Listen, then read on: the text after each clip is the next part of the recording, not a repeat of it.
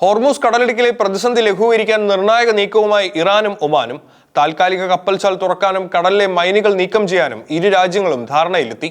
Iran Oman വിദേശകാര്യമന്ത്രിമാർ നടത്തിയ നിർണായക ചർച്ചയ്ക്കൊടുവിൽ ആഗോള എണ്ണ വിപണിയെയും ചരക്ക് ഗതാഗതത്തെയും കടുത്ത പ്രതിസന്ധിയിലാക്കിയ ഹോർമൂസ് കടലിടുക്കിൽ താൽക്കാലിക കപ്പൽച്ചാൽ തുറക്കാനും കടലിലെ മൈനുകൾ നീക്കം ചെയ്യാനും ഇരു രാജ്യങ്ങളും സംയുക്ത ധാരണയിലെത്തി. ഒമാൻ വിദേശകാര്യമന്ത്രി ബദൽ അൽ ബുസായിദിയും ഇറാൻ വിദേശകാര്യമന്ത്രി അബ്ബാസ് അറാഗ്ചിയും ടെഹ്റാനിൽ നടത്തിയ ചർച്ചയിൽ സുരക്ഷിതമായ ഗതാഗതത്തിനായി പ്രായോഗികവും ഘട്ടം ഘട്ടവുമായ രൂപരേഖ തയ്യാറാക്കിയതായി അറിയിച്ചു. അടിയന്തരമായി സംയുക്ത ഗതാഗത ഇടനാഴി സ്ഥാപിക്കുന്നതിനൊപ്പം കടലിലെ മൈനുകൾ നീക്കം ചെയ്യാനും ഭാവിയിലെ സുരക്ഷ, ഗതാഗത നിയന്ത്രണം, വിവരങ്ങൾ പങ്കുവയ്ക്കൽ എന്നിവയ്ക്കായി കൂടുതൽ സാങ്കേതിക ചർച്ചകൾ തുടരാനും ഗൾഫ് മേഖലയിലെ മറ്റ് തീരദേശ രാജ്യങ്ങളെ കൂടി ഉൾക്കൊള്ളിക്കാനും തീരുമാനമായിട്ടുണ്ട്.